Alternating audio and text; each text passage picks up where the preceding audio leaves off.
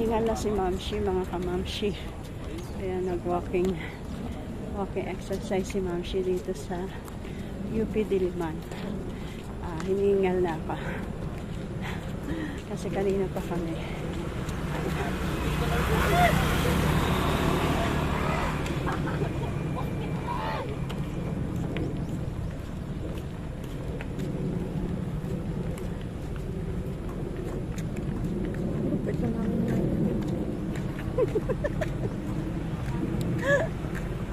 Puro pet na.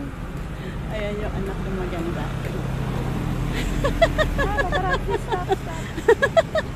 No videos, please. Oh, artistahin niya yung pakuha ng video. Hiningal na talaga.